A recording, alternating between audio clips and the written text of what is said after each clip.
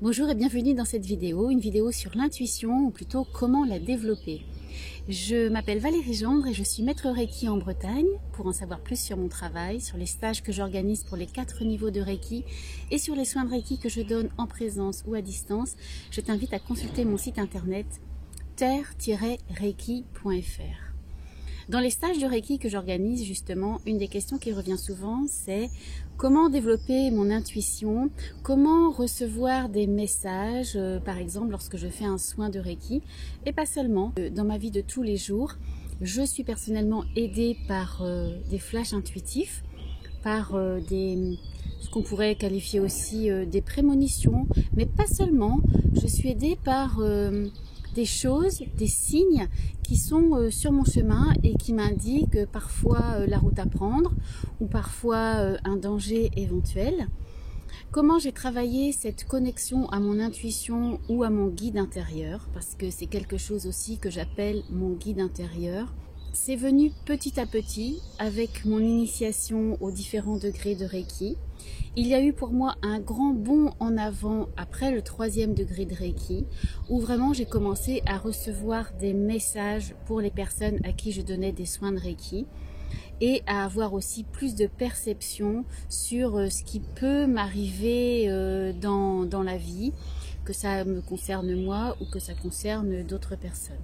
Je vais globalement dans cette vidéo parler d'intuition, mais en fait ce qui est important de comprendre, c'est que l'intuition a un fondement scientifique.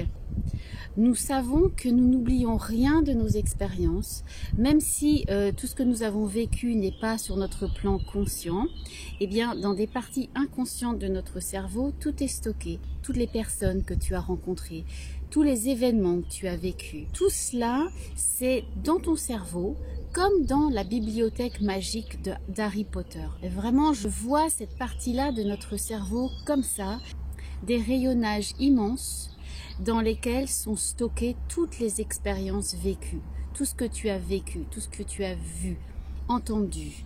Même si ça n'est pas arrivé au moment où tu l'as vécu sur ton plan conscient, même si ça n'est arrivé que sur ton plan inconscient, tout cela s'est stocké dans cette bibliothèque magique, bibliothèque à la Harry Potter. Et ton intuition, elle va en fait aller piocher dans ces événements que tu as vécus à chaque fois que tu vis quelque chose de nouveau. Tu vis quelque chose de nouveau, mais ton cerveau, lui, il va compiler à toute vitesse toutes les informations relatives à cet événement, toutes les choses que tu connais déjà pour les avoir vécues. Et à la fin de ce moulinage express, ton intuition va te donner une réponse. Mais ça, tu vois, ça s'explique scientifiquement. Tu sais certaines choses parce que tu les as déjà vécues des dizaines ou des centaines de fois auparavant.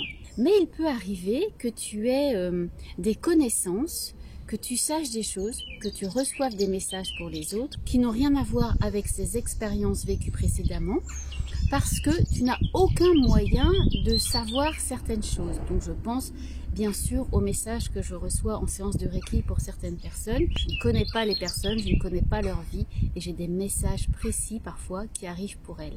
Et toi aussi, tu peux développer cette faculté de percevoir des choses qui te viennent d'un autre plan. Donc on va parler globalement d'intuition, mais je préfère parler de connexion à ton guide intérieur.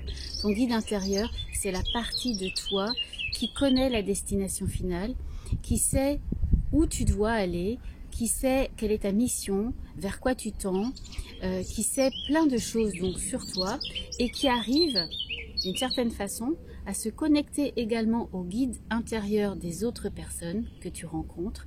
Et ton guide intérieur communiquant avec leur guide intérieur, eh bien tu peux recevoir des messages qui ne te sont pas adressés, mais qui sont pour d'autres personnes en fait, plutôt des messages qui te sont adressés et que tu dois délivrer à d'autres personnes. Comment développer cette connexion avec ton guide intérieur? Il y a plein de façons de le faire. Comme je te disais, dans ma vie, j'ai eu un grand bond quand je me suis initiée au Reiki, et en particulier lorsque je me suis initiée au 3e degré de Reiki. Sachant que les initiations précédentes, 1er degré et 2e degré, avaient certainement préparé cette espèce d'illumination qui allait se produire au 3e degré. Le Reiki, c'est donc une piste très intéressante pour développer cette connexion avec ton guide intérieur. Et une autre piste que j'ai envie d'évoquer ici dans cette vidéo, c'est la piste des rêves. Et dans ce livre que tu vois là, il y a deux choses. La première partie du livre, la partie, on va dire, recto, c'est vraiment la partie dans laquelle j'écris mes rêves. Et la deuxième partie, la partie verso, donc de l'autre côté du livre, ce sont les expériences, on va dire, paranormales que je vis, soit des messages puissants que je reçois en séance de Reiki, soit des synchronicités que je vis, ou encore toutes sortes de choses qui peuvent se produire dans ma vie et qui n'ont pas d'explication scientifique rationnelle. Donc un bouquet en deux parties, les rêves et puis les signes, ce que les anciens bretons appelaient les intersignes. Donc pour les anciens bretons, les intersignes, c'est vraiment spécifiquement lié à la mort, aux personnes décédées. Bon, là, on va pas seulement parler de ces intersignes-là, mais des intersignes plus généraux qui me donnent des infos, en fait. Si tu as la chance de te souvenir de tes rêves, écris-les. Et plus tu vas les écrire, plus tu vas te souvenir de tes rêves. Certaines personnes me disent « je ne rêve jamais ». C'est faux, nous rêvons tous. Ça, c'est scientifique, ça a vraiment un fondement scientifique. On sait que nous rêvons tous. Si tu as des animaux domestiques, tu sais qu'ils rêvent aussi. Le chat, le chien font parfois des mouvements dans leur sommeil lorsqu'ils sont en train de rêver. Et toi aussi tu rêves. Mais certaines personnes ne se souviennent jamais ou extrêmement rarement de leurs rêves. Si tu es dans ce cas, je te conseille, avant de t'endormir, de formuler la demande « Cette nuit, je me souviens de mes rêves ». Tu formules cette demande-là et tu vas voir, peut-être que ça ne va pas fonctionner la première nuit. Et si tu as assez de persévérance pour réitérer cette demande nuit après nuit, au bout d'un moment, ça va se débloquer. Donc ça, c'est pour débloquer le souvenir que tu as de tes rêves. Et lorsque tu auras la chance de te souvenir de ton premier rêve, écris-le. Tu as pu constater que 99% de tes rêves sont partis, évacués. Il en reste peut-être un ou deux qui surnagent. Généralement, ce ne sont pas des rêves dans leur totalité. Dans mon cas, les rêves que je n'ai pas notés me restent en fait en mémoire sous la forme de paysages. J'aime bien dire que j'ai toute une géographie mentale, une géographie de mes rêves, et c'est vrai. Et j'ai peut-être 20, 30 lieux que j'ai visités en rêve et dont je pense que je les visite souvent pour que le souvenir en soit si précis en fait dans ma mémoire.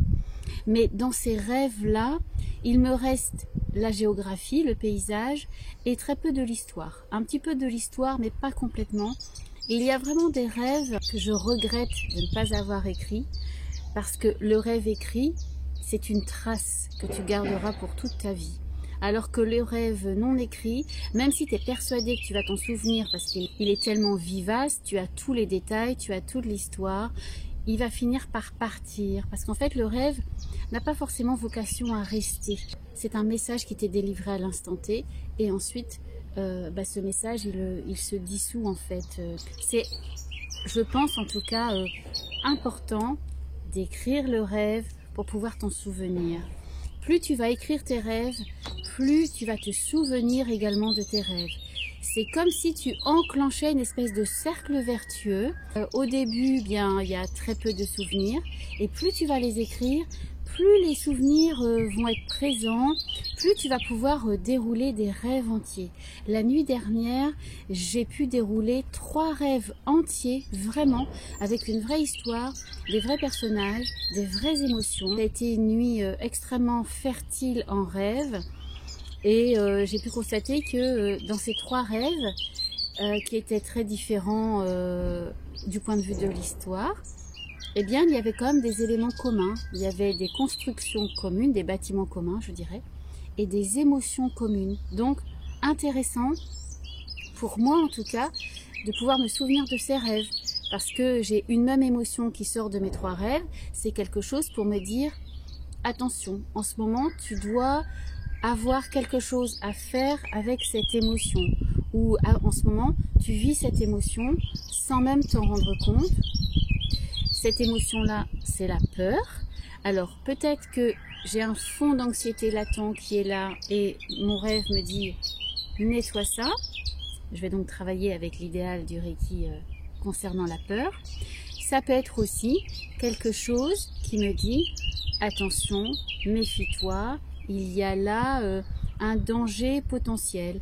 Donc, c'est pas quelque chose qui va me faire flipper, c'est quelque chose qui va me faire ouvrir les yeux et puis actionner en moi le mécanisme de la prudence, c'est-à-dire la peur, elle va pas me bloquer, elle va juste m'inciter à être prudente. Là, je suis en train de t'expliquer que tes rêves, ils ont aussi une fonction qui est soit de te prévenir de quelque chose qui est en train de se passer en toi, soit de te prévenir de quelque chose qui va arriver. La dernière fonction du rêve, c'est de t'indiquer qu'il s'est passé quelque chose dans ta vie qui peut-être t'a paru banal, insignifiant, et qui revient dans ton rêve pour te dire que ce n'est pas si insignifiant que ça pour toi, que ça a une vraie importance. Parfois, tu peux être surpris, tu as rêvé de quelque chose qui s'était produit les jours précédents. Dans ta vie ordinaire, ta vie éveillée, tu n'as pas eu conscience que c'était si important que ça pour toi. Pourtant, ça arrive dans ton rêve. C'est que c'est important d'une certaine façon. Le rêve, c'est la porte privilégiée vers notre inconscient, vers notre intuition, vers notre guide intérieur, vers cette partie de nous qui reste cachée dans notre vie éveillée, dans notre vie ordinaire et à laquelle on a accès par certaines portes. La porte royale, la voie d'exception, c'est vraiment le rêve. C'est une chance de pouvoir rêver parce que ça te révèle des pans entiers de toi-même qui sinon restent dans l'ombre. C'est une partie de toi que tu ne connais pas forcément et qui est là. Et c'est une partie assez magique. Et pour accéder vraiment à cette partie magique, la meilleure façon, c'est d'écrire les rêves. Plus tu vas les écrire, plus tu vas t'en souvenir. Ce qui est intéressant au bout de ce travail de quelques mois, voire quelques années, c'est de relire les rêves. Tu seras surpris bien sûr parce que la plupart des rêves, tu les auras complètement oubliés et ils seront dans ce livre-là. La deuxième surprise, c'est que tu vas voir apparaître dans tes rêves des thématiques par période.